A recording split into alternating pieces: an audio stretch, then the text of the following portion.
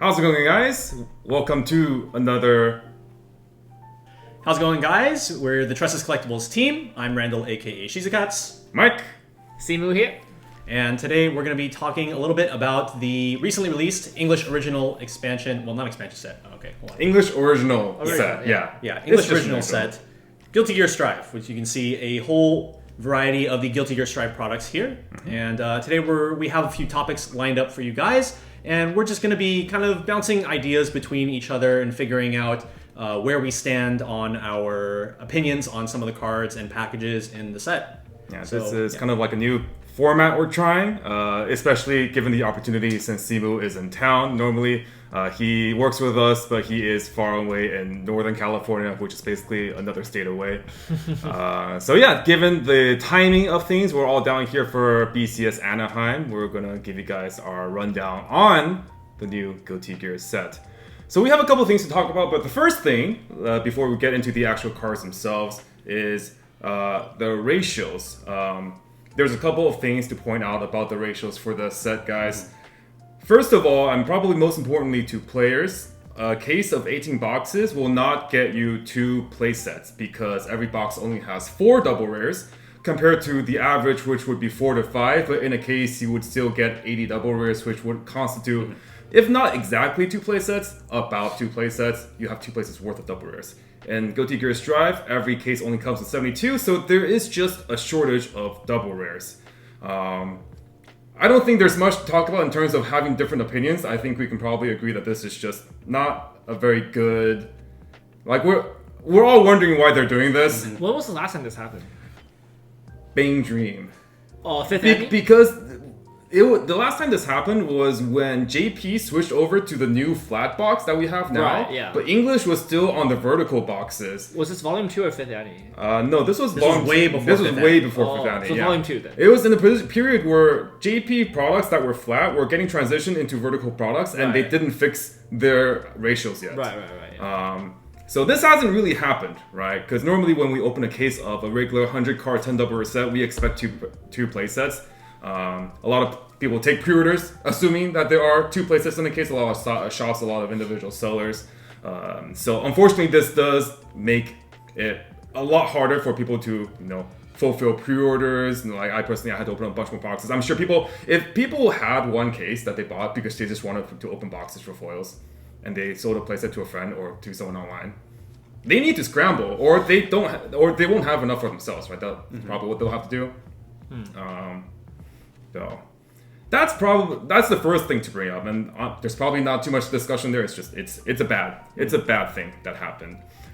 The more interesting thing, the more fun thing to talk about, is the fact that in a case of Guilty Gear Strive, we are expected to have some really interesting ratios. So as far as we can tell, each case is expected to have 1 OFR, 4 or 5 SPs, and maybe a secret. And the secret is on top of the 4 SPs and 1 OFR as a bonus hit.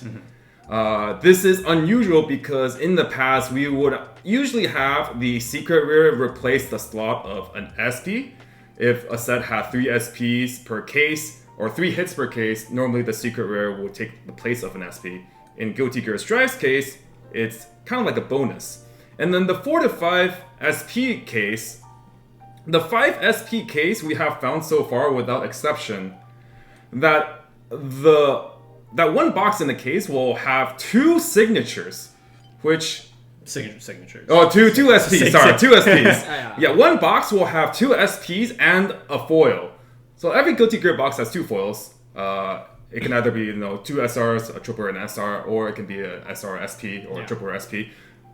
The 2 SP box just has an additional SP. Wow. It's not even replacing like the one of like both slots. It's not like 2 SPs. Yeah. It's like 2 SPs and another one. Yeah. What do you guys think about that? Like, it's not something that I think we've ever seen before, right? Yeah. So the one thing that I do think that is important is the fact that the 2 SPs come in the same box. So you're not actually increasing the number of boxes within a case that have hits. So like if there's a case with 4 SPs versus a case with 5 SPs, then that's still going to be a 5 hit case no matter what, because it's going to be 4 boxes that have some number of SPs, and then 1 case or 1 box with an OFR. So the actual SP count, I don't feel actually matters. Just that sometimes someone's randomly just going to get another one. And the secret is the thing that actually matters here, because that's the one that you don't know is going to be there, has nothing to do with the already established ratios, and is a reason for people to continue going back into boxes, even if the case would otherwise be considered dead because it already has all the SPs and OFR missing. Right. Yeah. I mean, did you open a secret? Are we allowed to talk about that here or no? Yeah, so what happened with my Tressa's cases, I opened enough for playsets. I opened literally enough for playsets. I was originally planning on opening X number of cases. I opened 6 cases. Originally, I was going to open around that number because I could fulfill playsets, and then I could also just have some extra singles for the booth. But then after 6 cases, I just didn't even have enough double rares. So then I was like, all right, I just need to take I just need to open like half a case more. Right. To fulfill playsets. Like I don't currently even have a double playset for myself. So the case that I opened with the Seeker that I eventually did pull, I haven't even actually finished that case yet. It's still just like there. I'm not sure what to do. I'll probably just have to open the rest of it because like I just have to open 1 case at a time. Yeah. It wouldn't really be fair, right? But Right, yeah. I haven't even finished that. So I don't actually know if there can be 5 SP, 1 secret rare cases available, because as far as we know, the secret rare case is 4 SPs, 1 secret, and 1 OFR. Regardless of if it's 4 or 5 SPs, 1 secret, and OFR, the number of hits is more than replacing an SP slot, Correct. right? Yeah. Like Randall's point, which I think is a really good thing. Naturally, because you get more material, but also for the sake of just mapping product, right? Like Randall said, you could open 4 SPs, or you can open the 4 boxes with SPs and the OFR, and then you're done. Like, you know, the rest of the boxes shouldn't have anything. Except you're not done. Except you're not done, right? So I think this extra potential slot, these extra potential hits, will incentivize people to be more trustworthy of product, or just open more product instead of trying to offload their dead boxes. So definitely a good thing, and it's something that I think a lot of people have been clamoring for, just not having fixed ratios anymore, just because there's a lot of positives and negatives about fixed ratios, but the negative is really negative about how you can just be done, and then it just feels bad, because if you're just a collector looking for the high rarity and you bought a case, you can just open your 3 hits in the first 5 boxes. What are you going to do with the rest of the boxes?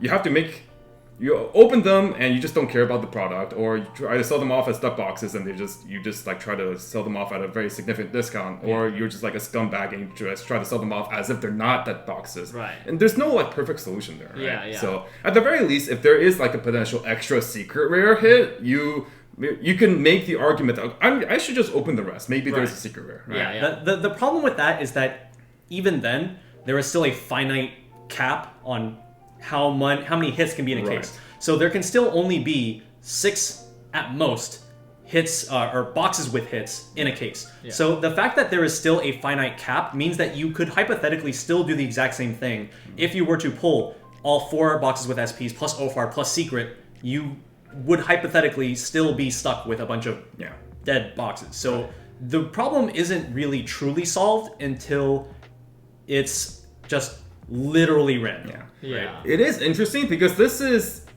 outside of Japanese, Disney 100 and Pixar lottery cards. This is basically the first time that they've tried something like this, where it's just a complete bonus. Yeah. I think it's a step in the right direction for sure. If they did intend it as, as we see. Yeah. Because we don't really know if 2 SPs a box is intended or not, but given the frequency of how many times it's occurred, it probably is intended. Yeah.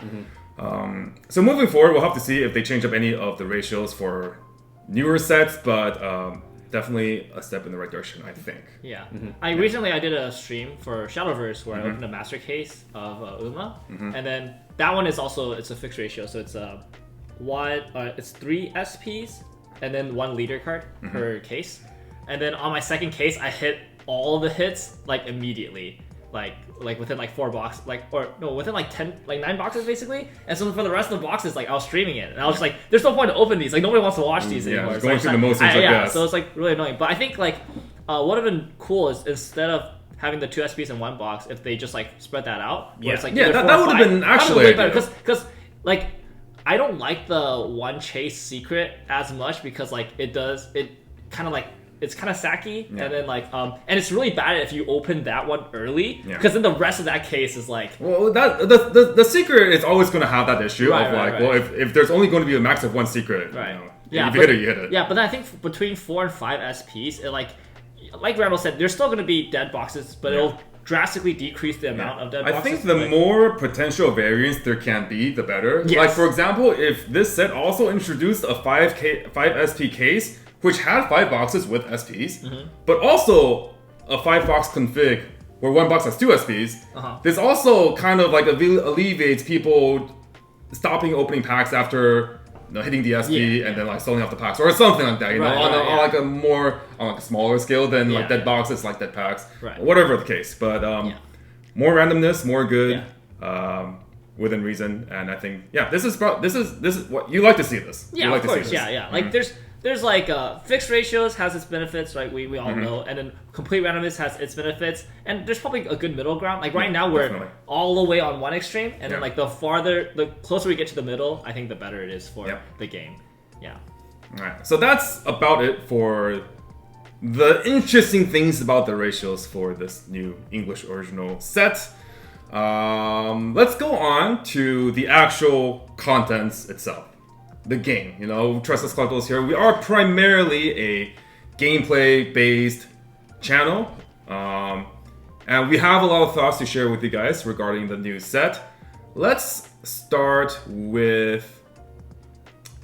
What do we have written on the thing? Yeah, deck list. So usually for the English original sets, we don't use deck profiles because it's very... We don't know what we're doing yet. Yeah, well, it's very unsolved, very open-ended, right? But usually... sets that English original sets previously have been somewhat of like they've been helpful. Like the set design has been conducive to building certain archetypes. Like for example, the last one was Avatar, right? And I think some of the very obvious archetypes were like the 8 standby decks, the gold bar decks with the toss, right? Like the set design is like it leads itself to some easier pre-built decks that we can talk about. But I think for Guilty Gear, we've all kind of agreed that. It's like the Wild West. It's like actually any combination of anything could theoretically work. There's nothing that's like inherently too pushed, right? Yeah. Like there is some like gate support like with the Kai stuff, right? But like there's not like overwhelming like choice support or bar support or anything like that. Like it's pretty much free for all. There isn't any support for those two. It's basically just Kai. Yeah, it was literally just Kai, right? So I think because of that, what we usually do, which is like a deck discussion video where we go over a bunch of template decks that are like kind of easy to grasp and understand and talk about this. That wouldn't really work for this set too. Yeah. So I think we're gonna try something new where we just kind of open up just like the bag of worms and just talk about literally anything and everything. Yeah, so it's like we don't really have anything in particular planned, but we're just gonna bounce our thoughts off of each other. Let's start with. We gotta start somewhere. Yeah. Let's start with what do we think, having read and tested the set so far, what do we think is probably going to be the most looked at build, the most quote-unquote competitive build? Right now, as of now, Randall and I have a good amount of experience with playing the set already, having tested to deck build and having recorded some games for the channel. Simu, on the other hand, he's basically only been able to kind of read the set. Hasn't been able to get hands-on like we have, unfortunately. But at least for me, when the set was first getting spoiled, we saw a lot of different finishers. We saw a lot of Lv1 options. My initial inkling was that Ram was probably going to be the best finisher. And after testing, I can confidently say that Ram is the best finisher, in my opinion. There are a lot of reasons why, but Randall, as the person that built around RAM, why don't you tell us about how RAM is when you're testing? So the big thing about the Ramlethal package is that it's very, very resource light. You can do an entire Ramlethal turn with Ramlethal plus Gold Bar plus 2 discards and 4 starting stock. And that gets you a burn 1 if you hit the top check, and then 5 threes, because all your board is attacking for 3, and you're doing burn 3 twice. That alone is like already good, but I don't think it encroaches into like unfair territory yet. So like I think that when I'm looking at what I think will be like the best for the set, I'm looking for something that is just like unfair, where like other sets would be like, why do they get to do that? And I think that standbying out Ramlethal and being able to do it at level 2 is the thing that makes Ramlethal unfair. Like this is something that in like the Japanese meta we've seen in like a D-side Traumaray is a deck where you are literally Shinon burning people as soon as you have the ability to start Shinon burning people as soon as you hit 2. And in this deck, you don't have the ability to do that as soon as you hit 2 because you still have to take the time to standby out the Ramlethal and then do it on the follow-up turn. But just the ability to have this really, really efficient package that you can do starting at 2, and because it's so resource efficient, you could hypothetically just do it again on the next turn, is I think what makes the standby Ramlethal deck, in my opinion, one of the strongest archetypes of deck that you could have for the set. Yeah. Identify the strongest part of the set and see how we can make it unfair levels of strong. Yeah. We can compare this kind of deck style to something like, for example, Gura, where it also similarly wants to standby out its level 3 combo at level 2 to cheat resources. But unlike the Gura deck doesn't want to Gura at 2 with only 1 Gura. That just doesn't really give you that many, that unless much your advantage. opponent's already at level 3. Unless your opponent's at level 3, sure. And then because like your Gura is gonna die, and then like you'll have to commit more Guras and find another Pants. But the difference with RAM, just because it's so resource efficient, and because like the trigger is also favorable. It's on a bar, right? So like you have a slightly more chance to just grab it for next turn. Standby out RAM level 2, and then dedicate literally like peanuts. Yeah. Like it's peanuts. Like because you're not even paying the 2 stock to play RAM from your hand. You're just discarding 1 card to summon the 2 Luciferos.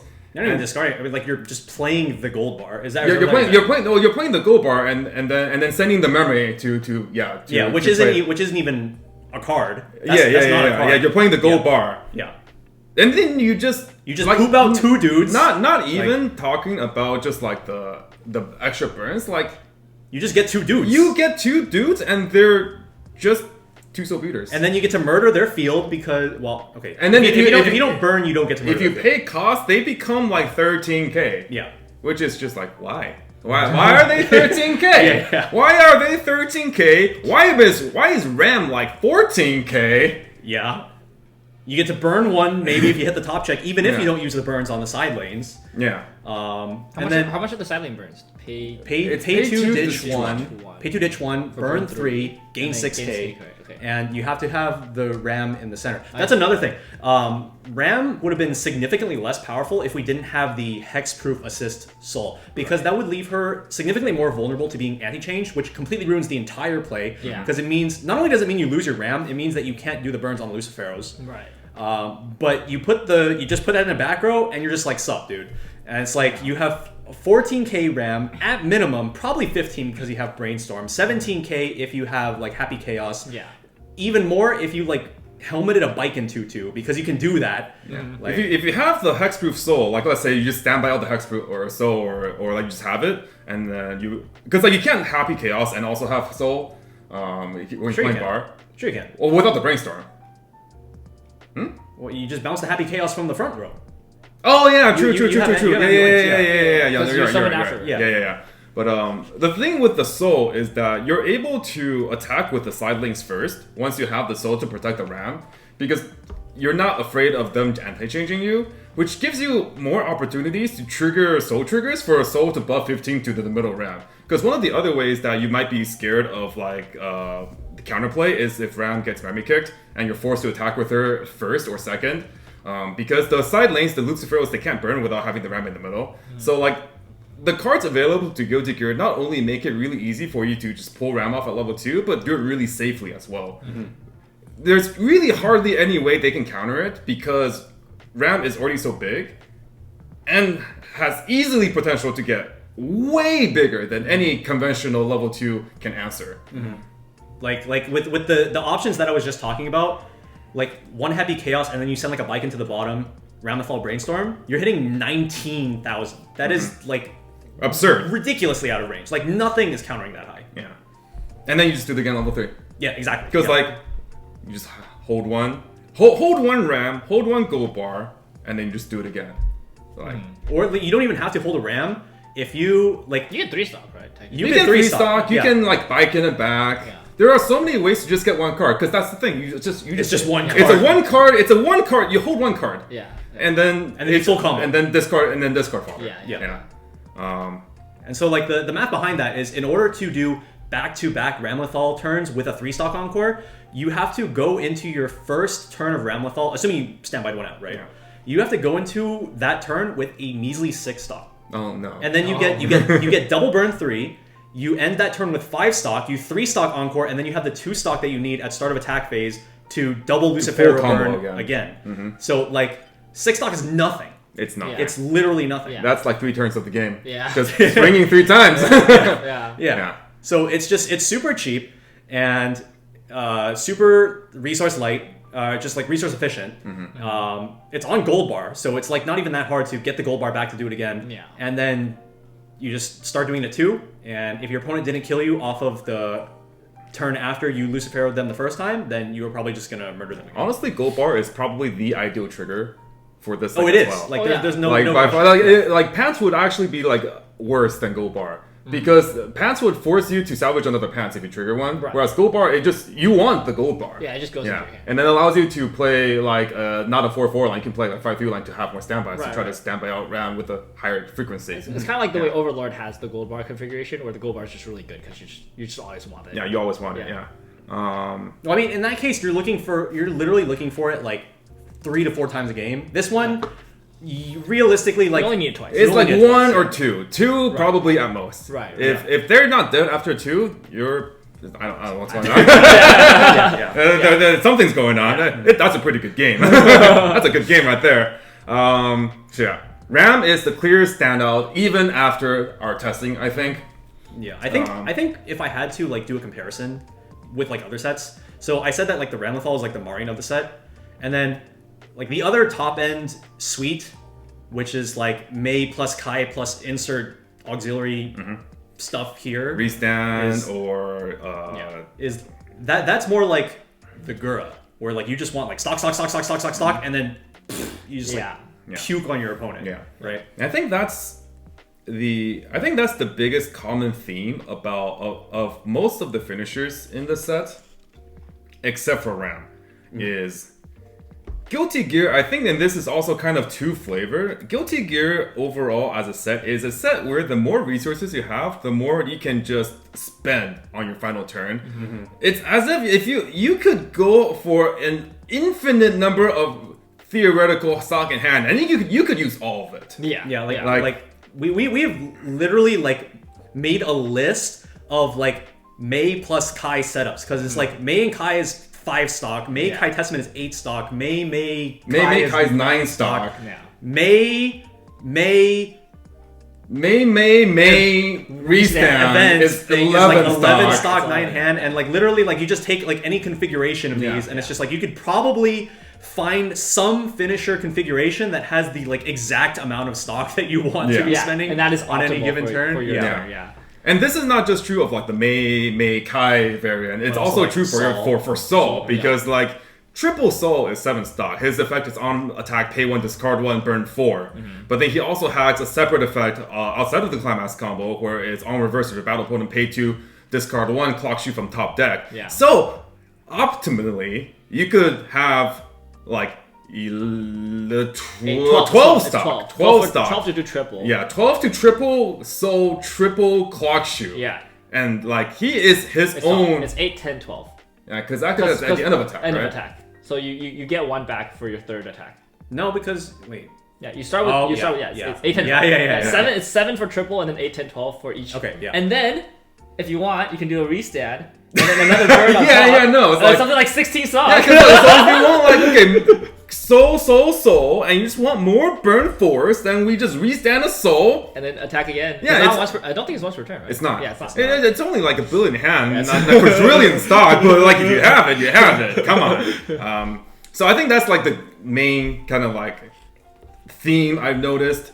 There's not a lot of like heavy defensive attrition based decks in this set, though there is the defensive event, which when your opponent attacks, you can pay 4, discard 1, and then you flip give the it, event face flip down. the event face down your level, and then they give the character -3 soul. That's basically the only defensive option out there outside of just like the typical anti-change counter. Yeah.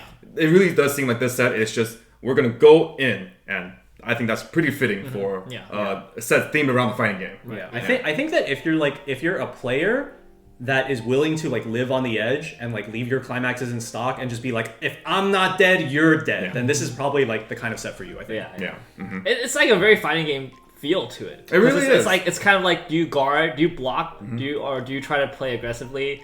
Like, I mean, like where you just need 1 HP, man. I mean, it's kind of funny because like our play group is like recently we're kind of getting into fighting games, or there's a lot of fighting game players in our play group, but like Grand Blue Rising is coming out, so a lot of players are. Or a lot of people are playing fighting games, and I'm hearing all the terminology, and I'm just like reminded, all this like stuff. It feels like it actually translated to the card game very well. Yeah, like when I'm playing it really feels like there's like this idea of tempo, like advantage, and then it was like really like I think the set's just really aggressive, and its options are like really well suited for playing like aggressive games. I think the level 0 lineup especially is like super like stacked, and then like for me it just feels like if your level 0 game is good, it means that like you can play the rest of the game kind of like less conservatively and just more like if you want to slam a climax early to like get advantage, you can because like your level 0s live, or like if you want to like do something like really greedy, it basically facilitates a lot more playstyles if your level 0 game is consistent. I think all the 3500 beaters and all the tutors and the salvages at level 0 like really helps for that. Speaking of level 0s, we talk about how good these level 0s are, but if you guys aren't familiar with the set, here's a couple of standout 0s that we think are just the cream of the crop. The one that I'm going to bring up, I'm sure you guys will have your favorites. The one I'll bring up is for actually a trial deck card. It's a level 0 Jackal, and when I was reading this card to Randa and we were talking about it, I basically described it as it's basically just like a made up card. Like someone designed, someone was just like, I'm just gonna have these effects, but I'm also just gonna add these extra words to this card. So this level 0 Jackal is a drop search, just on play, pay 1, discard 1, search your deck for a guilty gear, but also activates on reverse. So it's on play and on reverse. You can pay 1, discard 1, drop search. When it gets reversed, right? Yeah. When it gets reversed, when it gets reversed.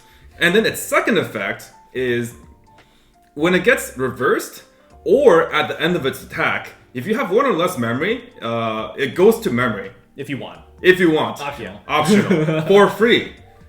And this is like a 1500 power card. Like, it's not even like tiny, as you would expect something like, for example, like the Swimsuit Mio double rare from Hololive. Yeah. She has really cracked effects, but she's like 500 power. Yeah. Like, when we balance out the power of this Jackal, it's like, okay, a typical drop search is 2500. Yeah. And going to memory is another 500. Yeah. And then for having additional timing for the drop search is probably another 500. And then for another timing for going to memory, a second timing, it should be another 500, but this card has 1500 power, so it just has like bonus 500 power. Yeah. It's pretty good. This card is crazy. Yeah. This card is actually so insane, the amount of consistency. You can open it turn 1, and you can activate drop search on reverse. Yeah. And or you just go turn 2, you activate drop search, you attack with it, and then they reverse it, and then you drop search again. So this card can just get you 2 level 1 combos in one card. Yeah, so I keep thinking about like some of the games that we had in testing, and it's like turn 1, you play some garbage. And then turn 2, you play Jacko, search your combo. And then I killed it, and then you searched your combo. And then you played Ricky, and then you searched your combo. Yeah. And then you just like materialize triple combo. And I'm just like, here's triple combo. And it's really hard to run too, because it's on reverse. It's not even like on death or anything. Yeah, okay. The silly part is that like going to memory has nothing to do with the search effect. Yes. So like if you look at like other decks like Psychono, like their drop search when it gets reversed has to send itself to memory for cost. This one is two completely separate effects. So like I can literally already see happening now. Someone's gonna like Hawkrow, kill this thing, send it to stock, and they're just gonna be like, okay, effect. Pay one. Pay the jackal. Pay the jackal. Effect, pay itself out of clock, ditch one, search, and they're just gonna be like, but I sent it to stock, and it's like, yeah, you did. Pay one, discard one.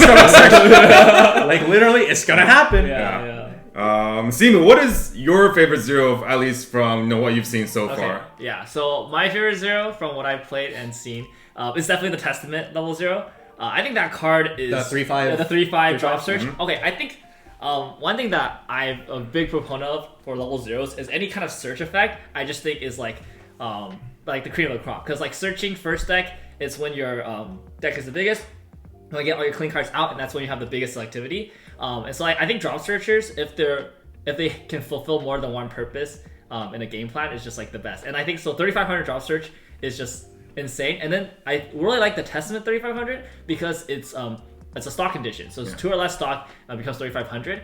And stock condition is like really strong early game because that's when you don't have that much stock. And then it's less relevant later, but later on you don't really care about the power on this level 0. You can just play for a drop search effect and that's it, right? So this card is just insanely powerful. You can run it at 4 up like really easily, and it just like fulfills double duty in your deck. And then having all that utility to search your first deck means you can run really good like 1-ofs in your deck.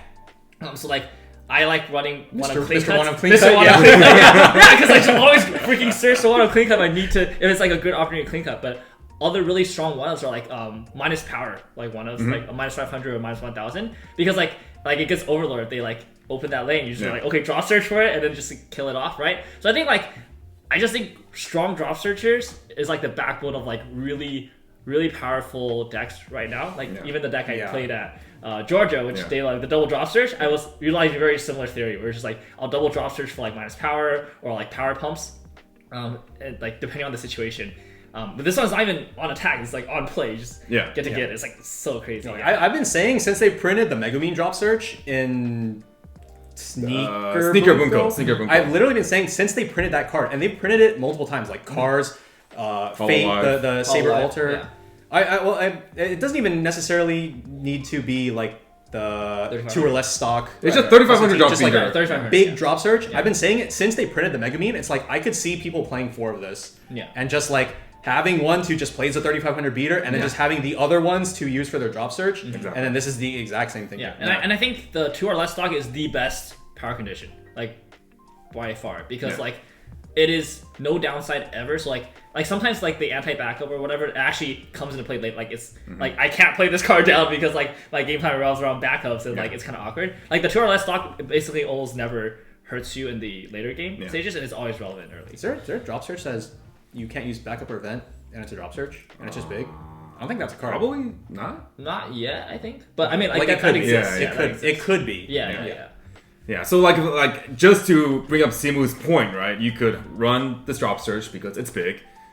And then like I was building a deck and I was like, okay, let's start with like 3 or 4 Testament. We'll also play 2 of the Jackal drop search sides. And then you automatically just have 6 cards that drop search, and then you play like 2 or 3 Riki, 9 cards that get you more cards. It's just like the floor on the level 0 game for Guilty Gear Drive is so high because you're just playing such quality premium cards that just pull double duty, and they are useful throughout the majority of the game. Right. So it's really a blessing, this level 0 game. And I think that's also a really good thing for like new players to get into, because I think for Weiss deck building it can be kind of tricky, and like because building a deck doesn't mean you automatically know how to play a deck. And I think having all these drop searches to fall back to allows like a new player who just like gets some at stock to be like, oh, if I want to see certain cards, like it gets them into the like ability to like get what they need without just like hitting a brainstorm or like getting lucky on their draws. They actually have like some more deck control. I think it's actually really helpful for new players to like learn. Have you seen this trial deck? Yeah, I know, right? This trial deck has 4 3500 drop salvages. Oh yeah, you want to talk about her? And 4 free runner with ditch climax salvage and 2 drop search, and the Testament is uncommon in the set. Like you can literally just like take one trial deck and then like some number of testaments, and then it's just like my whole level 0 line is 3,500 utility. Bet. We haven't done the TD++ for this series yet, but Steven's gonna have a pretty easy time with this trial deck. So easy. This is gonna be like a 4-minute video. Like, we're gonna add these rares, and okay. Dude, my TD++ segments, they get shorter and shorter every single time. It's like these trial decks are just too cracked, man. And then eventually it's going to be, okay, here's how we put together 2 trial decks. Let's wrap it up with the level 0. What is your favorite? It doesn't even have to be like the best. What is your favorite level 0 from this set? Okay, so I guess I have like 2 answers. One of them I haven't really tested with much, and I know I've told you about this already, which is the Jacko level 0. I think that card definitely has a lot of potential. It pretty much just scales with your 0 options, so I think that if we see more promos for Guilty Gear, the one that summons. Yeah, it's a level 0 that's discard a card, rest self, summon a 0, right? And it's Revenge 500, right? And no, it's Snowball 500. Oh, Snowball 500. Yeah, so when you kill your opponent's character, you get 500. Okay. And so the thing that I really like about this card is, okay, so first of all, I overlooked it completely when I first looked at the set. And then I realized that this more or less allows you to play like a toolbox playstyle with level 0s that don't just like rely on their on-play abilities. So cards such as like, well, first of all, if you don't have your Brainstorm, you just get your Brainstorm. Other cards such as like Jacko Drop Search, you don't get the on-play one, but you can use the on-reverse one. And in addition to that, you can use it to get your memory. You could use it to just play like a 3,500 beater if you need it. The level 0 Axel Pop, yeah, the crack. The level 0 Axel, which is pay 1 sack top 4. If you could literally turn any card in your hand into pay 1 sack top 4. Similarly, you could turn any card in your hand into Milia Helmet. So it's like if you just have too much too much garbage in your hand, just use Jacko's effect, and you can do this every single turn. Once per turn, 1 card in my hand becomes Helmet. So all right, I think that card is pretty cool. I do think that the 0 line probably right now is not quite there. I think that we probably will want to see like maybe like 1 or 2 more cards that I think are worth bringing out of. But there's a lot of potential in that card. More testing to be done. It can summon over itself, right? It can, but Well, I'm saying like on Final Turn, you just like the more refined. Oh yeah, you can get the Hexproof. Yeah, you get the Hexproof. Yeah, the more refined decks become, and the more streamlined strategies are for your deck, I think the more value that card might have. Right now, I think that people are still testing a lot of different things, a lot of different cards, trying different combinations. I think that card will show itself in time if it is a true mainstay in whatever your strategy is. Yeah. And your second card. So the other one, this is contextual because I've been playing Standby Ramethal, but I think the level 0 Happy Chaos is an insanely good fit for that deck in particular. It's a back row runner by paying 1, and when you play a climax, you can bounce the Happy Chaos back to your hand, and you can give one of your characters 2k. This synergizes with literally everything that deck wants to do. You want to play Standby at level 1 for your Jacko, which you bounce it, you give 2k. You want to bounce at level 2 when you're standbying out your Ramethal. You want to bounce at level whatever when you're playing your Ramethal Gold Bar, because you're going to be playing Ramethal, you're going to be playing Luciferos to those other 2 slots. So you can just put Happy Chaoses there, bounce them back to the hand, buff your Ramethal, get her out of memory kick range. And then one other really funny thing. So in that deck, I'm running 4 of the Testament, right? Yeah. So when you attack 3 times, you go to 3 stock. And then if one of those is Happy Chaos, when your opponent enters attack phase, you pay 1, you go to the back row, and then suddenly your Testament's 3/5 again. And it's just like, it's literally been doing everything that I wanted it to do. And like, even though it's not a card that I would play at like a ton of copies, like I've been running at just 2. I don't think you need more than 2, but it's just like, I'm never disappointed to see that card. It just meshes so well with the playstyle. It's just one of those things that it's just like, it's not going to be useful in every set, even if they printed this exact same thing in other sets. But in the context of what we're trying to do here, it just, everything clicks together so well. Honorable mention, real quick, we all set our level 0s. There is 1 0 that is still just worth mentioning. It's probably the best helmet of all time. Oh yeah. Oh, that's true. The level 0 Milia. On play, swap a card from your clock, add it to your hand, and then put any card from your hand to clock. Both of these cards can be any card. You can grab events, you can grab a climax that you just refreshed, you can put in events, you can put in your 1/1 event so you can level it later. It'll automatically help you with any color issues, and it's a helmet. So your entire clock, you have access to. Your entire waiting room, you have access to.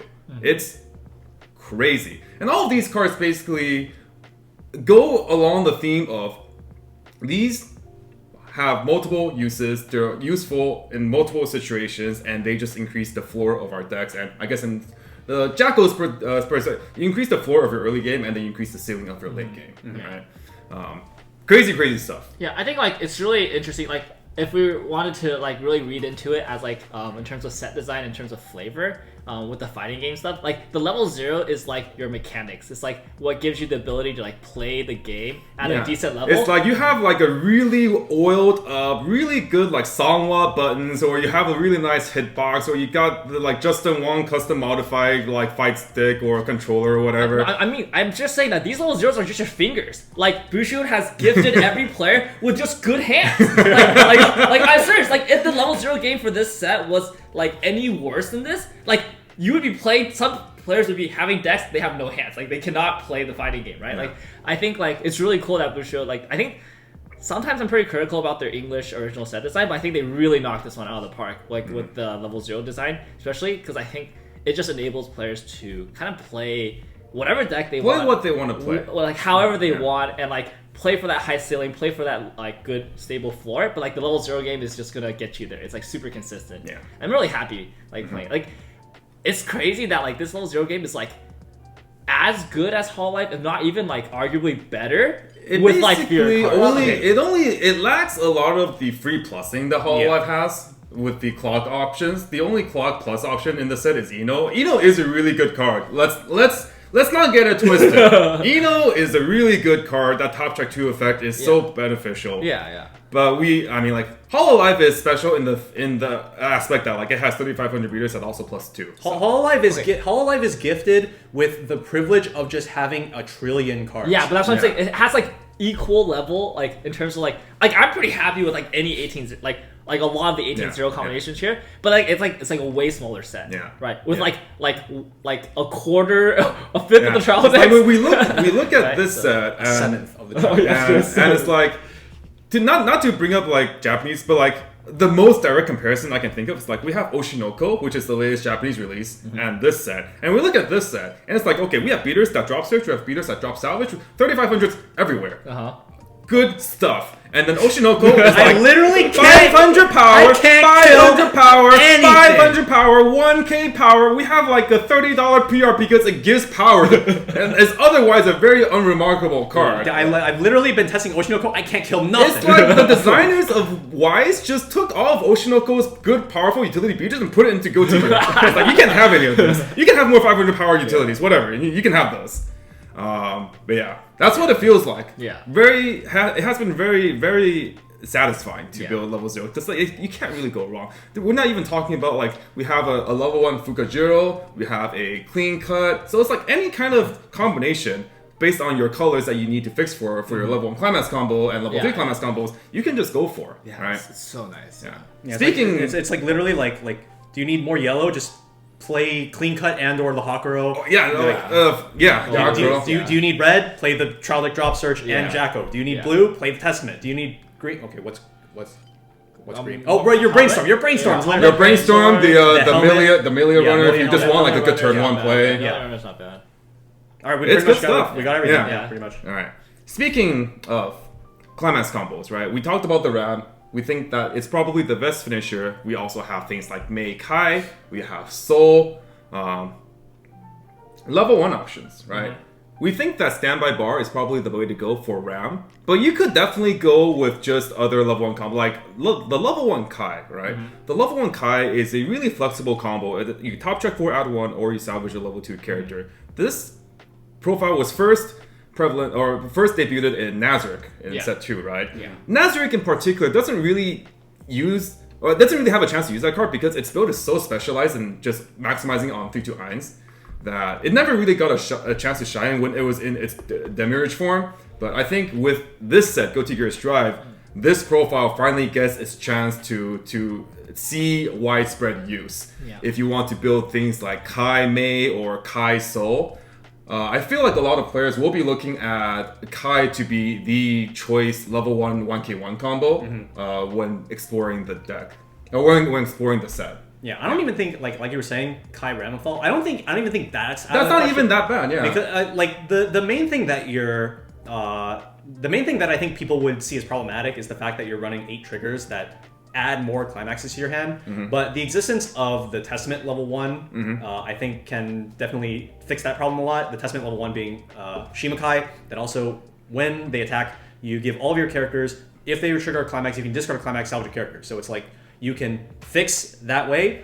If you do end up getting more climaxes than you need, and you don't have the Testament, you still have a lot of your drop search and drop salvage utilities. You have the helmet if you want to do that, and honestly, you could just like climax swap and just like do combo over again or anything like that. So I don't think that's even out of the question. Yeah, there's just you can pretty much just run it with anything. Yeah, like Simu mentioned at the beginning when we were talking about like, okay, Avatar has very specific archetypes, 8 standby, 8 bar, or at least their intended archetypes, right? It really feels like Guilty Gear, they really left combinations up to the players. We just have generically good combos.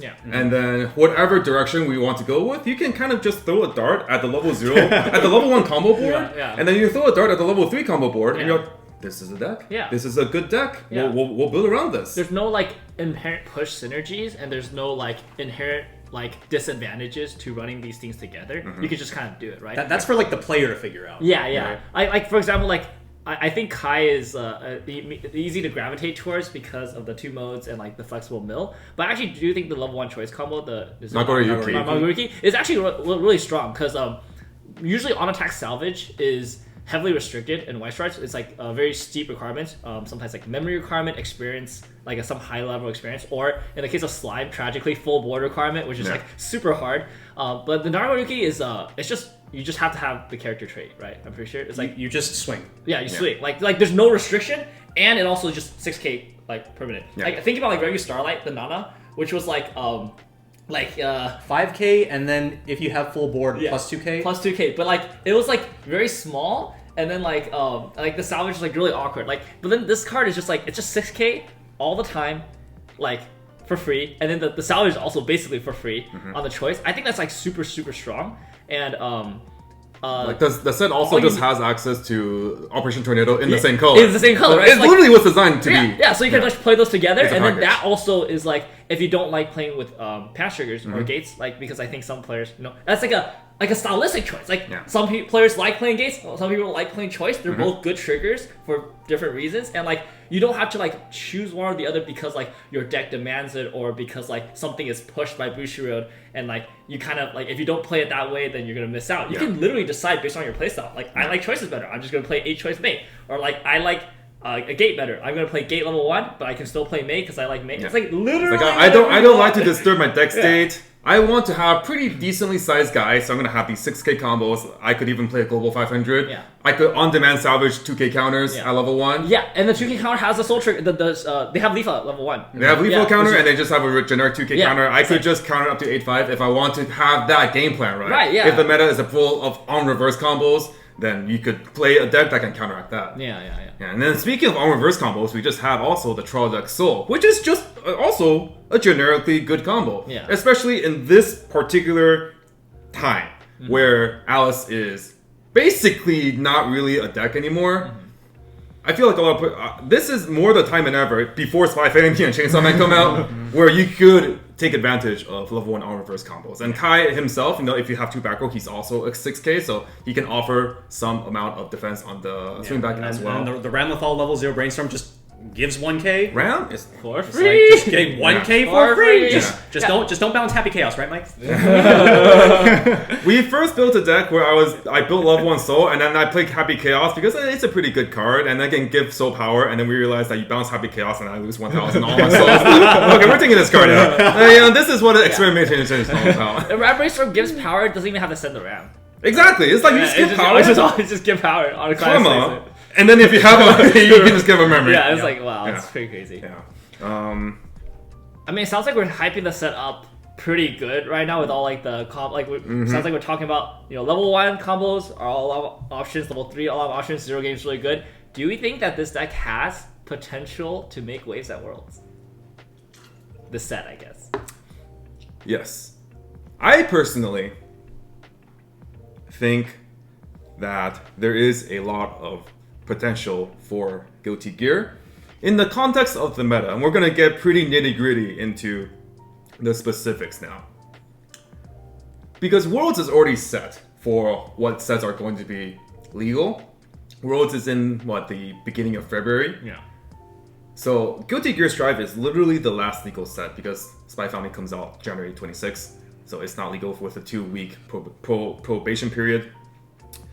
What are the popular decks right now? We have Slime, variants of Hololive, Overlord, which you would probably be expecting to be like the scariest, right? But honestly, right now the meta is pretty open. I think you have a lot of different sets like Simu cooked up 8-book Data Live, right? Yeah, and I lost to Adventure Time, who is going to Worlds, so there will be an Adventure Time rep at Worlds. So that's pretty cool. But here's the thing I like about Strive competitively.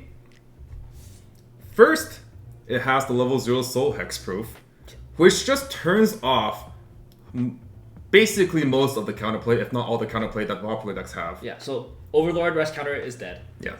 Hololive rest counter is dead. Mushoku rest counter is also dead. That's like the 3 big ones, I think, right? Like, what else are you really scared of in terms of opposing Guilty Gear? They can't -3 Soyo. Yeah. If people are playing some random Sword Art deck, they can't money counter. And basically, you don't turn brain off. Play one card, turn brain off. It's a level 0. It's the greatest let me cook card in the deck. Secondly, and this is specifically for the Nazarick matchup, you have the 1-0 Ino, which I have already not in an Overlord matchup, but I have already hosed somebody with that card. Yeah. So yeah. It's a 1-0 red card on play, pay 4, discard 1. Yeah. Bounce your opponent's front row, level 3 or lower characters, non-targeting, blanket bounce. So against Eyes, they set up their markers. And he's gone. Yeah. Shoot. And he's gone. Get out of here. Yeah. Like the specific one that I've done is that I was playing against a standby matchup. Yeah. Huge board. Yeah. Massive board. Anti-change in hand. Play Eno, pay cost, goodbye, standby Ram.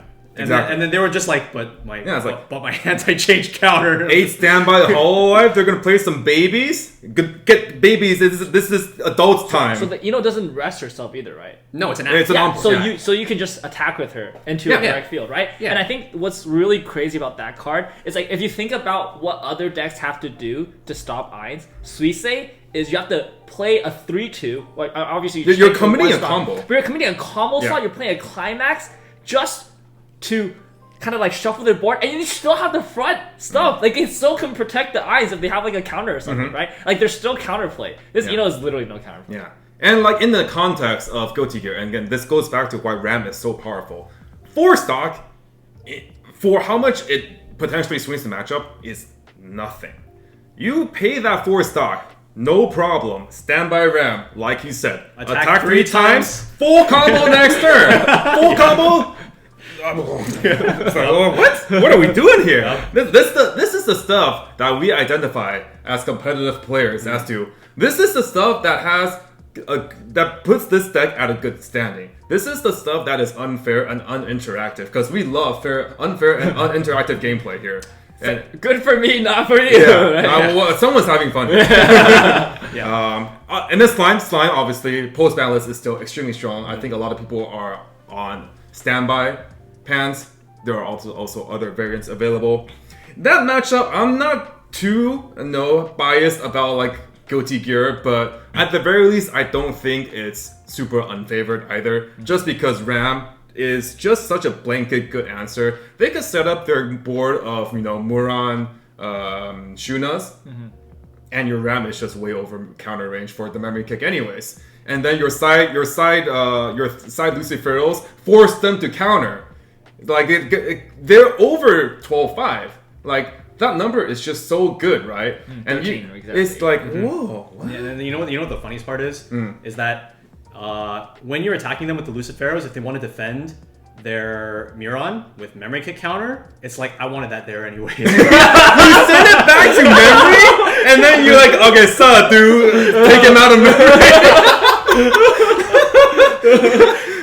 Literally feeding me meter. Thanks for the meter. Oh, nice. Yeah. You good stuff. You have your Muron. Oh, you killed my Ram. Oh, no problem. Bottom deck Bicon. Here it is again. So like against Slime, it's not as if you have any like direct counterplay to their board because hexproof is gonna hexproof, right? They're gonna do what they want to do, but you can just really aggressively put on pressure against Muron at level 2, which I think a lot of other sets cannot. Yeah. The biggest problem is going to be that thing I mentioned earlier, where like it was specifically in a standby Slime match where my opponent had a huge board and change counter in hand. Yeah. That is the thing that you most need to be worried about, and it is a big weakness that I've identified in the standby variant, where if you don't win the board, you are kind of screwed. And so that's why I kind of included a couple cards like the Axel 2-1 to actually try to address big things. But yeah, if they are able to just build the board and then leverage anti-change counter against you standbying out Ram, that's how the deck loses. Yeah.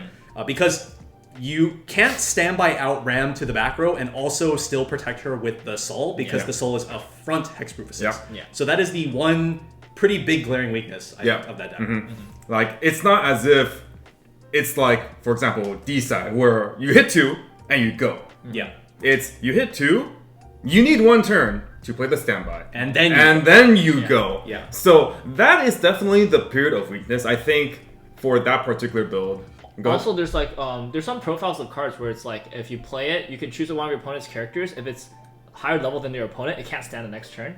Yes. If you target Ram with that, and that's this is severely weakens the that deck same as well. kind of flow as like targeting Gura, right? Right, and a lot of people have naturally put that kind of counter in their decks to target Gura. This would basically cover the same net. Either anti-stand or anti-move. Yeah. So like Danmachi would probably have a pretty distinct advantage in that respect. You just hold the Hestia when they standby it out. It's like, okay, you're you can't or they'll just like Slime can just play their they drag it to the front row and they just kill it that way. They just kill it. It's the same counterplay as compared to Gura, right? Right. Yeah. So in that sense, like if you can't get the timing down, if you can't get the timing down and your Ram can just actually survive to the next turn, you're chilling. Yeah. But if you can't, then you'll have to just hold it until level 3.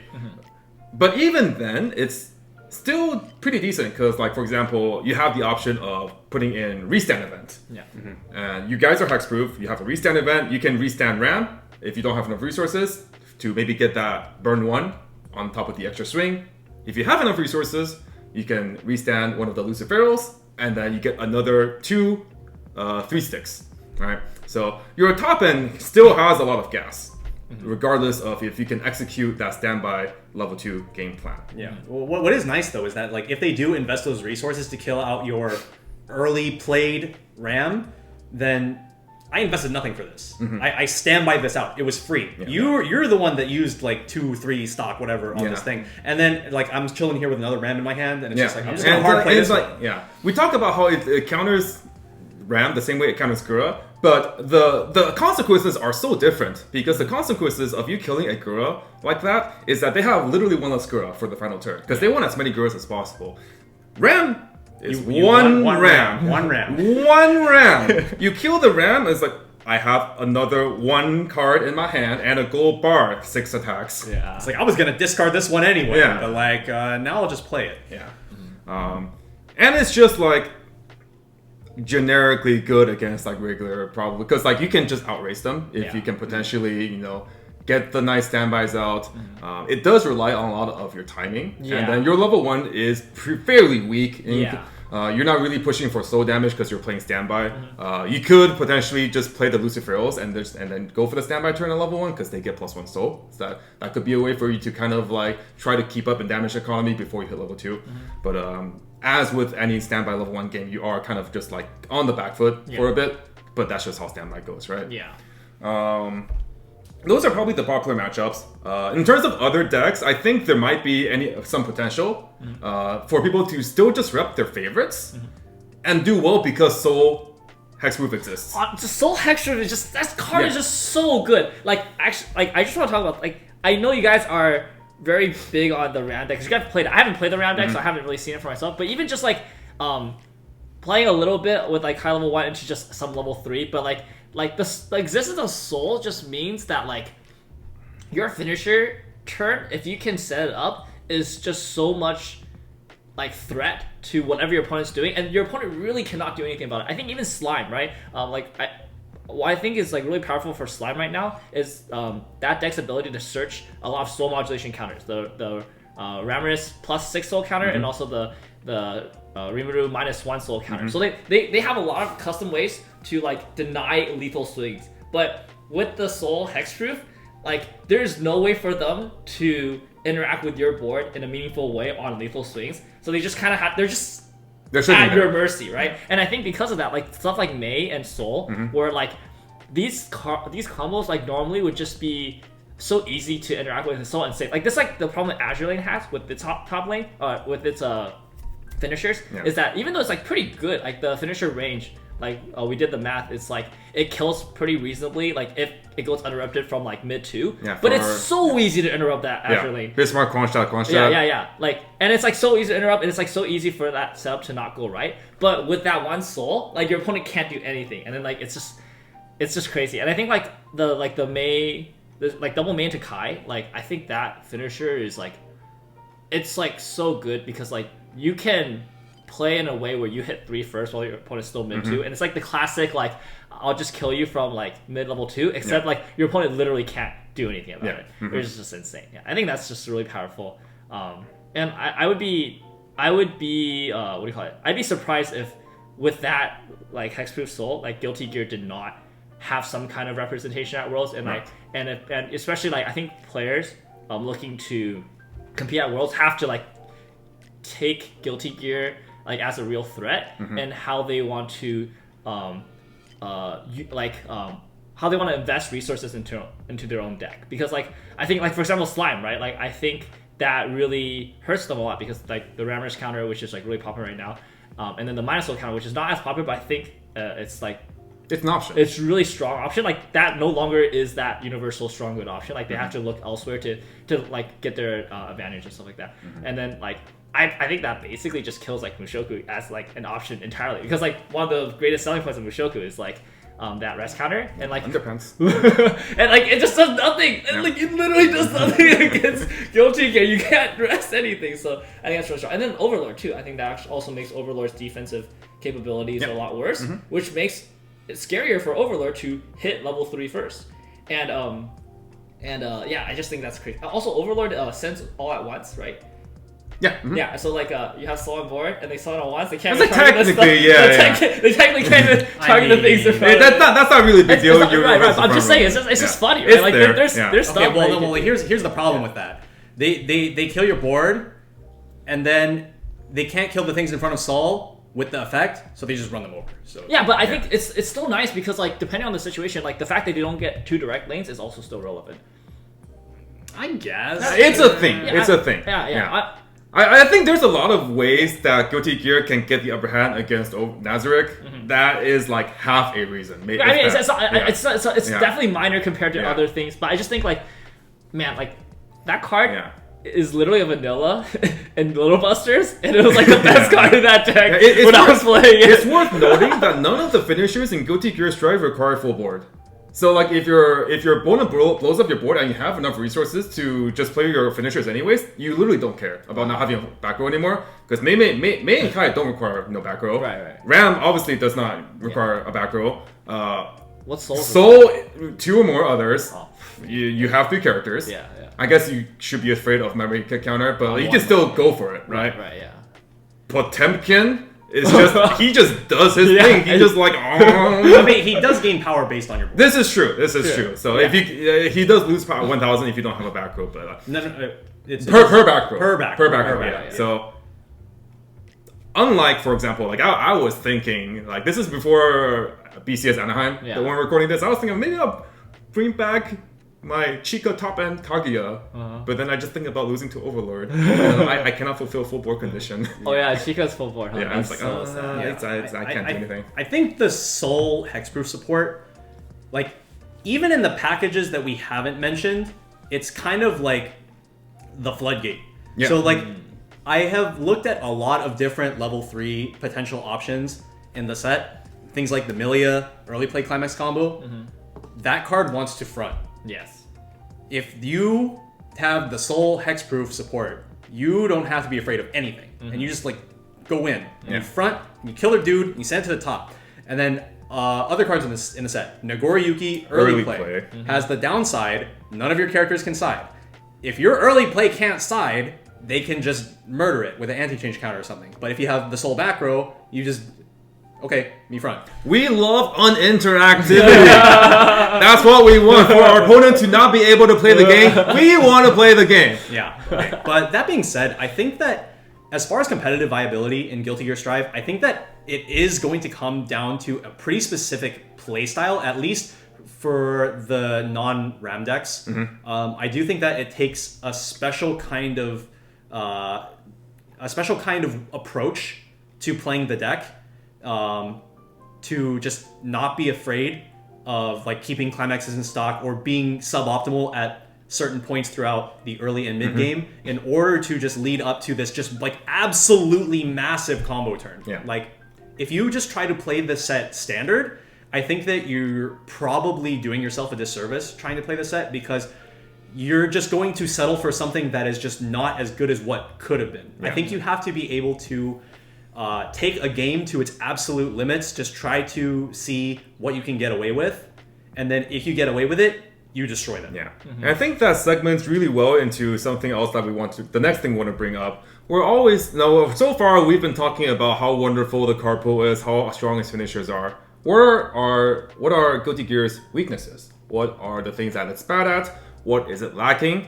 I'll start off with a couple of things that I have noticed in my testing so far. First and foremost, as with every Weiss Schwarz set in the modern year 2023 going into 2024, do we have stock swap? Guilty Gear does not have a stock swap. We can just lose the game by not being able to kill our opponent. The only anti-compression tool we have is the 2-1 Giovanna. On play, pay 1, discard 1, Fumio for 1. So your opponent chooses a climax, everything else shuffles back. That is the only decompression tool we have. We don't even have Icy Tail. We don't have Icy Tail, yeah. So when we think about some of the best sets currently, Slime, one of the reasons why it's so good is because it can outcompress other decks and beat compression decks with its level 0 Milim, right? Guilty Gear is really good at doing enormous amounts of damage, but even the enormous amounts of damage it does cannot go through all the compression that, for example, a Slime player might be able to present. Even like if you play against Tokyo Revengers, like what are you gonna do? You literally can't kill them. Yeah. They just free farm all their 20 stock, and they just sit there and laugh at you because you don't have stock swap, right? That's the biggest thing. The second biggest weakness I see from this set, if you're playing a traditional 1k1 deck, there is nothing proactive to do at level 2. Guilty Gear's card pool is full of really good niche cards, which can be really powerful given certain circumstances, given certain matchups, but are otherwise dead cards in hand. We talk about how good the Eno is in certain matchups. That card is basically just a generic beater in other matchups. Yeah. We talk about, Fumio. We want to run Fumio. That card is irrelevant until you need it. I think the chip is like the best example of this. There's a chew-on chip. On play, you can discard a card to clone himself. So you basically save a stock for the second chip. And then if you're attacking level 3, it gets like 6k power and plus like 2 soul or something like that. Yeah. And it's also anti-backup. It's anti-backup, so it just murders level 3 boards and it does nothing else against Yeah, so it's really good against level Counter Tamaring. It's really good against Sora, any early play level 3 base decks. But again, that's reactive now. Sora. It's so good. Yeah, it was like Sora, scream for 1. I mean, I'm not even chipping Sora. I'm just Enoing the Sora. Sure, right? But like, there's like that's like I think it's like you have nothing to do if you hit level 2 first and your opponent's at level 1. You're like, I want to do something interesting here. There's nothing interesting to do. Exactly. Yeah. 2-1 Testament doesn't do anything until the final turn for the most part. We've even gone so far, like for example, Randall's been putting in 2-1 Axo just to have beaters. Yeah, right. We're talking about, we're just playing beaters. Like this is vanilla Weiss here. Yeah. We're doing a lot of the times to level 2. Honestly, I was actually looking just for like a good 2-1 like standalone beater that's just like kind of big on its own and just like I can kind of play around it. like I was like, do we play Potemkin? No. That's how bad it was, right? Yeah. So if we're playing these traditional 1k1 decks, we have a really solid level 0 game, we have a really solid level 1 game, and in level 2 we kind of just fizzle out. We can like early play Nagore Yuki, but like again, he kind of is really susceptible to anti-change unless we also have the soul. Otherwise, we're basically just trying to loop level 1 combo again, which requires us to find another climax. There's Faust. Faust is fine. Faust is like fine. Yeah. Faust is The early. It's the early- Aqua. Faust is fine. Yeah, It's fine. Okay, it's not. It's like it's at this point in the game's power level, it's a normal play. Yeah. But it's not anything to be Write home about, right? Yeah. It's not special. Which is like just based on that, a lot of our deck building has become due to the lack of good level 2 plays and due to the fact that a lot of level 3 plays incrementally get more value from having more resources. It's just like, all right, put in four brainstorms and a couple of Giovannas, and we'll just try to build stock after that. Yeah. Which is, it's not really a very powerful play, and it also just leads you to like stock swap too. That's just one of the weaknesses of having a deck which needs a lot of stock. They can stock swap and you can just lose from 2, Yeah. right? Those are the 2 major points of weakness that I have identified so far.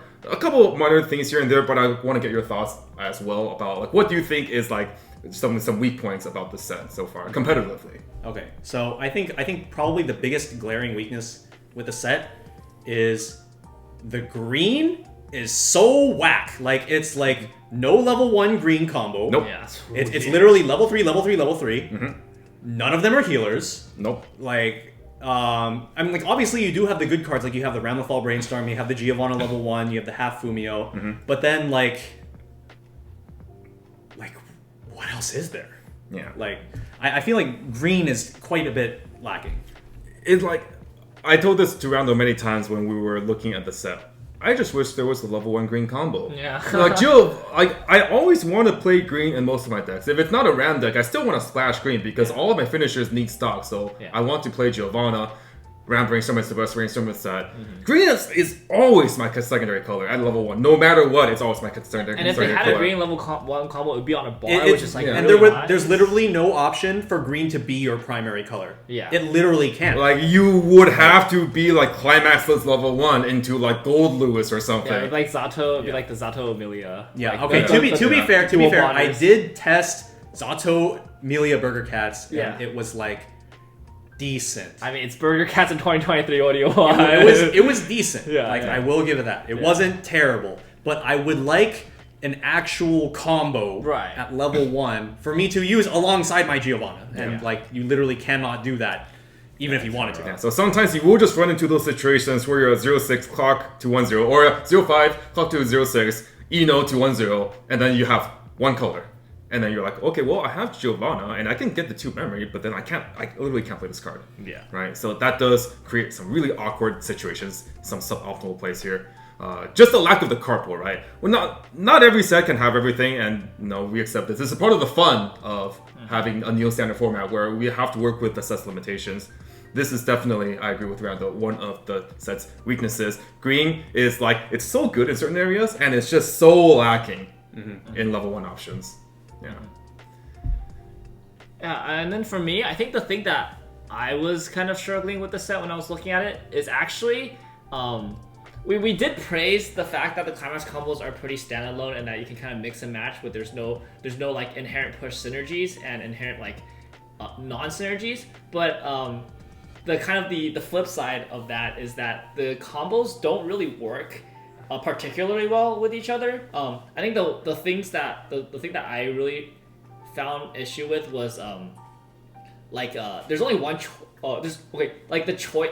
So choice is usually a pretty good trigger, but like the set's soul trigger options like to salvage are not particularly good. Yes. Like, I was trying to build 8 choice and I was just like, wow, I can like barely hit like 10 like soul triggers. Like afterwards, I'm just like, well, what am I playing? Like, well, Yeah, I don't know. we're playing some suboptimal I don't cards. want to play this, right? Yeah. I think like you get other awkward stuff like Gold Lewis being the only shot.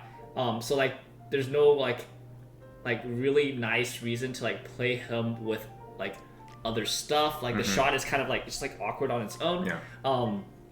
And then like you said, like no level 1 green combo. And then even with like the Kai, where like Yeah, it's like nice that it has like top trick 4 mode and then a salvage mode, but the salvage mode is almost never salvaging a 2. It's like always salvaging a 3. Well, I mean, this goes back to there's no 2s. Two suck. Two suck.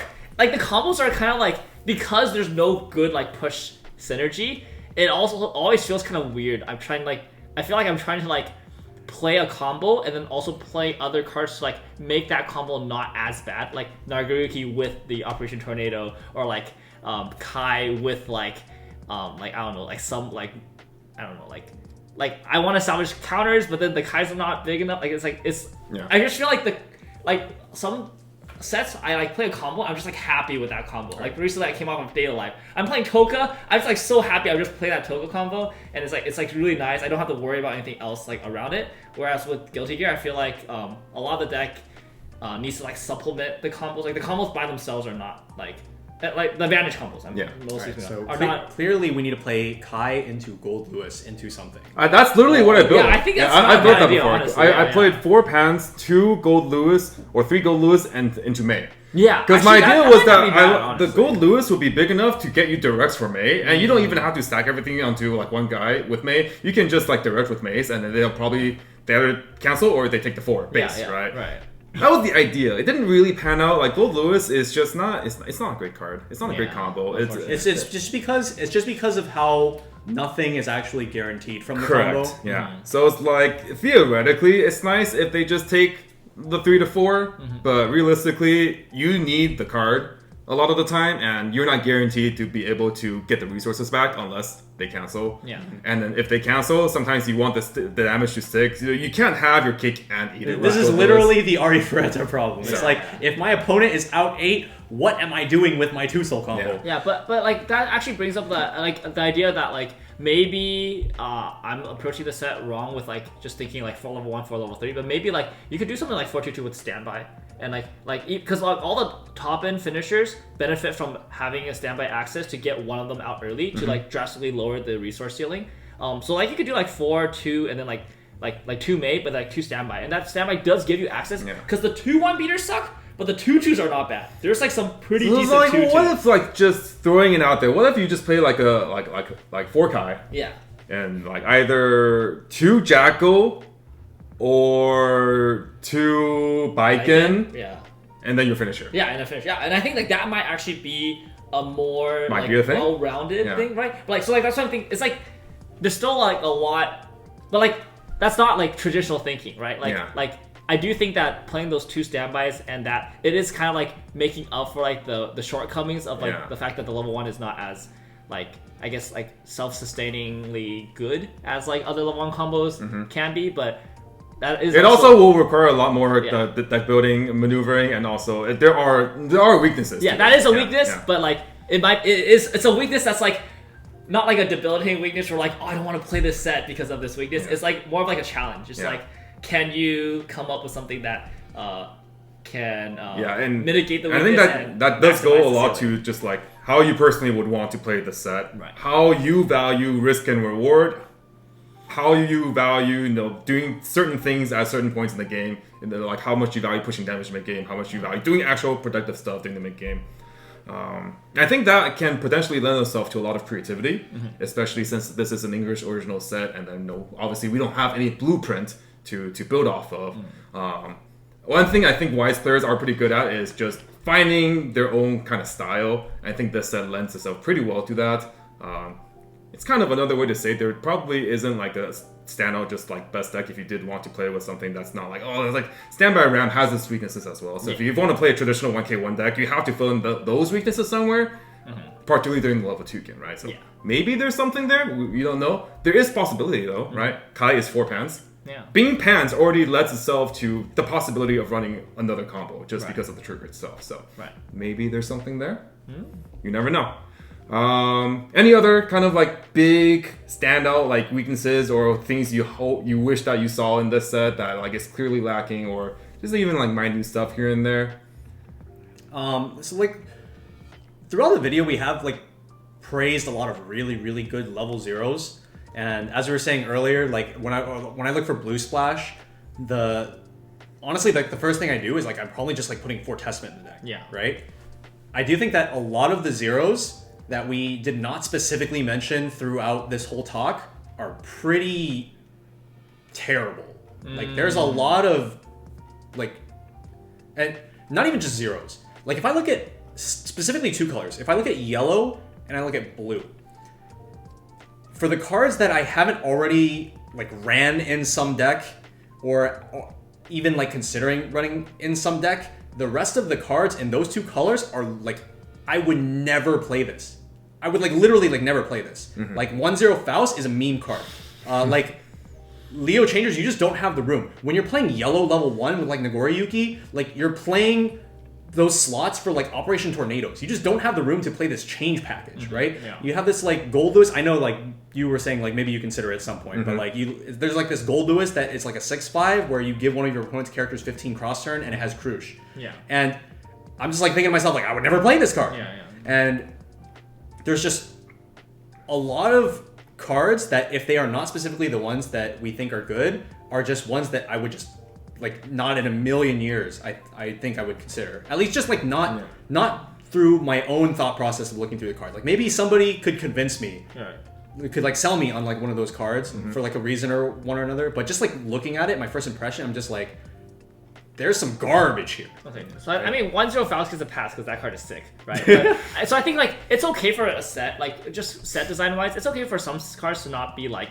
immediately competitive, like, viable, or just like an obvious choice. As long as it fills some kind of niche or some kind of whether it's in, like, it has a reason to be here. Right, it has a reason to be here. So I think, like, that's right. 1-0 Faust definitely gets a pass. Maybe some of the other cards, though, I do agree. Like, I kind of look at, like, I think there was, like, it's like a 2/2 soul, or, like, there's, like, some cards where I look at, I'm just like, oh, why is this a card?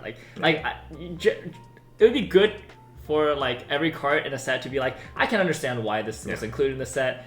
Is this doing something is useful, right? So, but I can kind of see, like, yellow was definitely pretty rough. I do think that a lot of the time it is also just for flavor. They want to make the card, like, not terrible, but it's also hard to balance cards when they want to incorporate the flavor. So I think a lot of times they err just on the side of caution rather than, you know, try to push it, like 1-0 chips, like main phase. I do think that one really big example of that throughout the set are the cards that build you your meter. A lot of them are just like a 0/0 where they have the meter effect and then a second effect. And that second effect is just nowhere near enough to make the card playable by itself. Like, you have that one level 0 Faust that is, like, on play, -500 to 1 front row, and give it a meme trait. And then, and that is the only, like, functional, like, on-board effect that the card is actually doing. Like, you look at a card like Jacko, and that card is an on-play and on-reverse drop search. Like, that card is already pulling its weight on its own with just that one effect. Ramlethal Brainstorm, I mean, like, it's a brainstorm, first of all, and it's giving power, so, like, okay, that's, like, probably a bad example. Like, another example of that would be, like, the Axle. Well, the Axle's a good one. No, the Axle's a good one. Yeah. I think Axle's a good one. I thought you would... Coin flip, the bomb. The Eno, I think, is the second best example. That card is on play blink. Yep. Yeah. Well, okay, so, like, they're generically bad, but it's not like they don't have a place, right? Like, for example, if I want to murder Nazarick, I could play Afro Man and Buzz and Eyes. Yeah. It would not be the worst trade. I could protect this as a one-off, and I'll just drop search it with one of my 7 drop searches in the deck. I think and it's fun. Like the one-off Clean Cut special, except I'm teching for Overlord. Right. Or it's like, oh, they have like minus soul, so I need to like blink this minus soul. Or they have a card with a bunch of markers, I can blink this card with a bunch of markers. Right. Might not be relevant now, but it's nice that the set has it. Especially if it's like Goatee Gear, where we might not just have another expansion. So oftentimes I do think they try to incorporate a lot of these bad / niche effects that we wouldn't incorporate into normal decks that also have flavor. And like sometimes they might be useful, but most of the time they aren't. I mean, that's just kind of a symptom of day one building decks, right? Yeah. So and it's fine for sets to have weaknesses here and there. It's only 100 cards. We can't be strong everywhere, right? Yeah. So we take what we can get.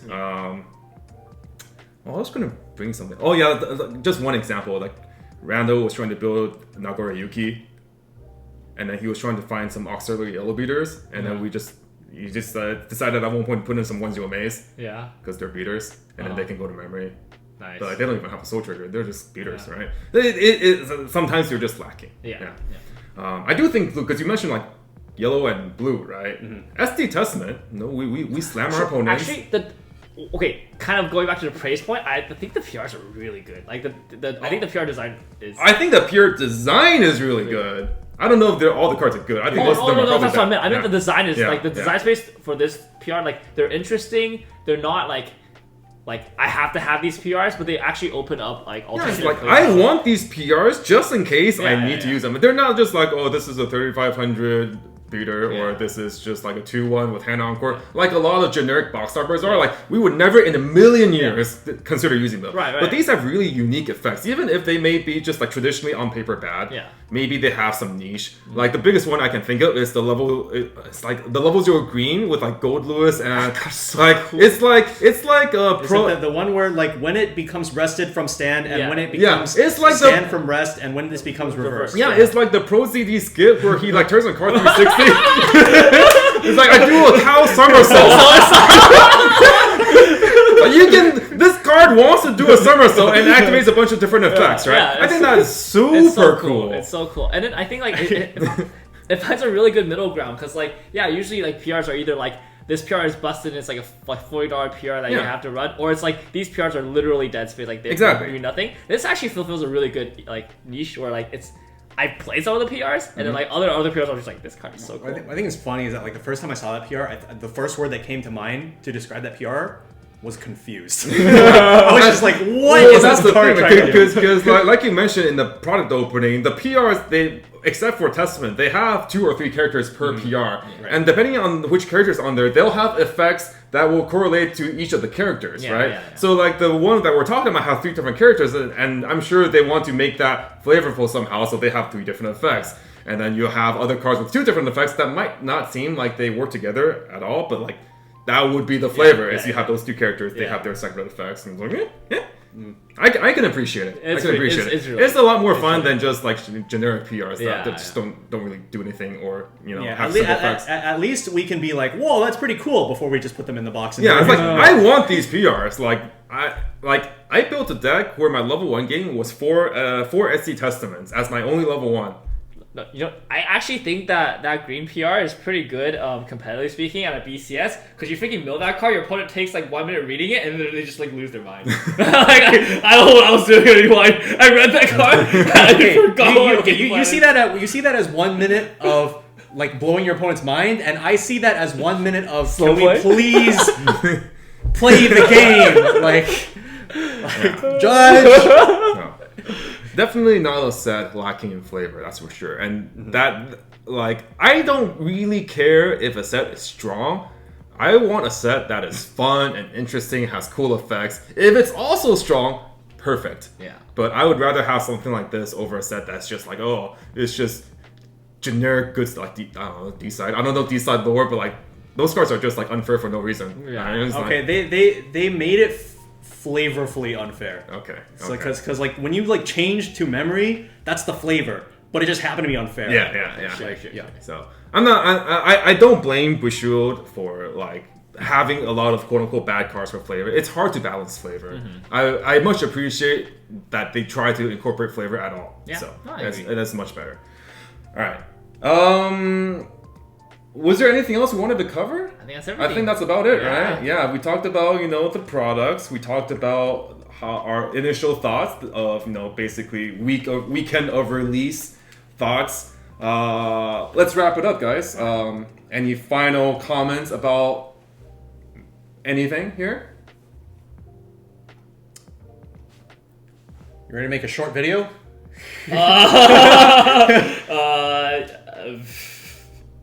Yeah, I mean, I think we pretty much summed up pretty much everything. Yeah. I mean, like, what comes from Guilty Gear in the future obviously remains to be seen. People are going to have to do a good bit of cooking. Obviously, we've only done amongst, like, ourselves and, like, maybe 1 or 2 of our friends that we've just, like, exchanged passing thoughts with. So there's still plenty of cooking left to be done. Yeah. I think I have a comment more on the product side. I really do hope this set does well in terms of sales and popularity for the game, because like it's not often I'm really impressed with Bushiroad's card design, but I really feel like they kind of put it all on the table here, and they delivered well on both good flavor and also like a good power level that like makes me excited as both a player and a collector. I'm not even a big Guilty Gear fan, and this set is already like so cool.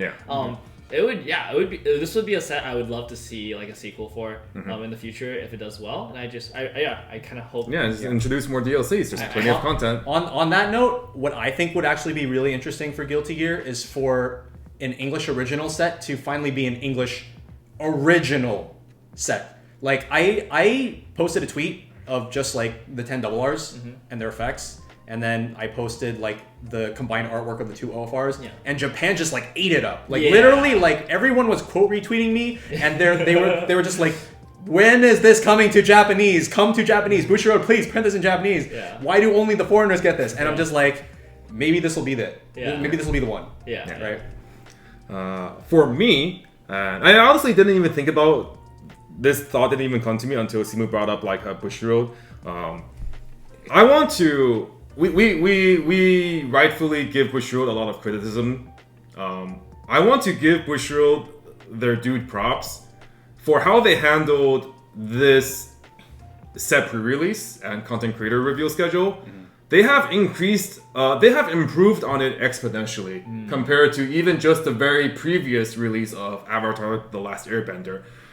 The scheduling for Avatar in comparison, we had one a week spread out over like months. So like we got like drip fed content, and then each creator only got like a small number of cards. Like a lot 7-ish. Probably, yeah. For Guilty Gear, I much prefer the format they did, where they had content much more close to the actual release date, and then those weeks were just filled full of excitement and reveals. We had the very on-theme DLC calendar with the content creators. That was the best part about the content creator release schedule. That was the best part. Yeah, so like previously for ATLA and previous, it would be like, okay, it's Monday, 12 midnight PST.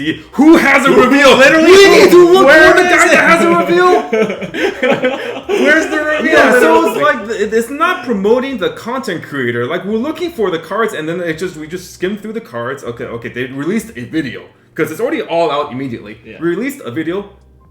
Cut. Here's a card. Cut. Here's a card. Here. I'm like half the people probably don't even watch the content creator talk about the cards. Yeah.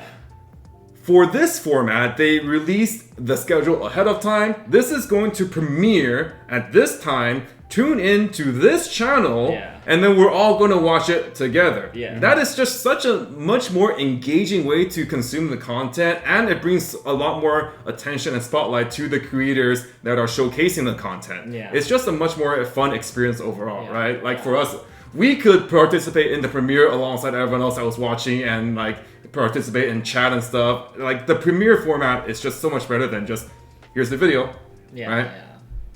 The flavor was just so on point with the DLCs as well, right? The content being shorter means that people have short attention spans. Let's be real. So we're gonna the fact that all the reveals were within a 2-week span. Yeah. It's just like literally, as a viewer, you could be like, all right, this was yesterday. All right, what are we gonna see today that could potentially work with that? And then the next day, it's like, okay, how about that? How does this work with the previous 2 days? Yeah, like Avis, like she was doing a deck building log of like, okay, this is what I revealed, and then we're gonna go like tomorrow we're gonna have the new cards, we're gonna try to build a deck again, and then tomorrow we have some new cards, we're gonna try to upgrade this build again. I feel like that kind of engagement is a lot. Like I check that blog like every day to see her deck building. I probably would have forgot about it in like 3 days if it was like a 1 a week format. Oh yeah, like Avatar, I guarantee you, they're like this happened with me too. Like they would do like a reveal for a card that I was interested in, and I'm just like, cool. How do I use it? I don't remember what any of the previous week's cards Exactly. were. Like, Exactly. Yeah. And creators just got a lot more cards. Oh yeah. We literally revealed every single card in the set minus like 8. Yeah. And this might be more of just like a Guilty Gear thing, just based on the set design, right? Because like Avatar, to its credit, it featured a lot of characters, right? And we got Toph, but like Toph we didn't get toss-only cards. Like, we Yeah, we didn't didn't anywhere close to toss-only cards. Yeah. And then there's also just a bunch of cards that are just like irrelevant to like the main characters, right? So like that's just part of the set design. I'm not gonna harp on them too much for that, but it was nice to be able to have. We had like a 10-minute video just talking about cards. That was super sick, and they were like all like pretty noteworthy cards too. Yeah. It's not like a bunch of pack filler. Yeah. So I think that was super cool. So big props to Bushiroad for that. I think there was something else I wanted to say about how well of a job they did, but I think that about sums it up for like this kind of like pre-release schedule. At this point, we have worked with Bushiroad for 3 English original sets. Right? 2 English original sets. Avatar. Two. I'm getting ahead of myself here. Yeah, 2 English original sets, and we have seen their work before, and like we have friends that have done content real super so we kind of get an idea of like its progression, and they are trying to make it better. They are trying to improve the experience. So props to Bushiroad. Keep up the good work, and we hope to see more improvement on this front. There's always room for improvement, but this is a very good job well done. I personally, at the end of Avatar's content creator reviews, I sent them an email just detailing my thoughts about it, just both the positives and the negatives. For this particular release, I had almost nothing to say but good things, especially about the comparisons to previous reviews to this review. How I loved how they did this, how they loved that this is something that you guys should keep up, right? Because like if I don't give them feedback, then it's like they might not know that this is what we like. Right. A lot of times people will give feedback if it's negative, right? If we think there's something wrong with something, then we'll say it. But if something's good, we'll just accept it, and then they won't know. So I think it's good. It's important to tell them that they're on the right track. Positive reinforcement. Yeah, positive reinforcement. Very So important. good job, Bushiroad, on the product reviews, and more randomization on the boxes. That's always good. No fixed ratios. Fixed ratios are kind of poopy. Yeah. That's about it. For all I have to say. You guys you're pretty much wrapped up, right? We have gone quite a bit. Hopefully you guys enjoy this kind of style. We try something new every English original release. For Ruby, we did like on the fly deck building, and then for 7 Deadly Sins, we did a deck overview. For Avatar, we did a deck overview. For this, we just gathered around the boys with some drinks, and we just got to talking. I really enjoyed this format. I think it turned out pretty well. That was fun. So let us know your thoughts in the comment section. We went through quite a number of topics, and we'd be happy to bring further discussion to you guys by responding to what you have to say. But until next time, this has been Mike, Bad Guy. They don't even know what you're talking about. No? What? That video wouldn't have aired yet. No, I'm just no, you can just get this, period. Yeah, and then Simu Keys, and then Randall Valentine. All right. Bye. Yeah. Bye.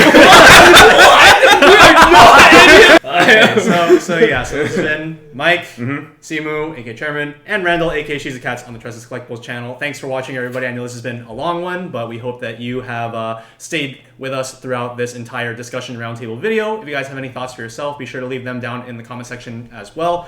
We love discussing with you guys, and just seeing what you guys have to come up with, any opinions you might have, whether good or bad, on the set or the actual product, things like that. And we'll see you guys next time. Bye. Bye. That was really good. You should be a commentator.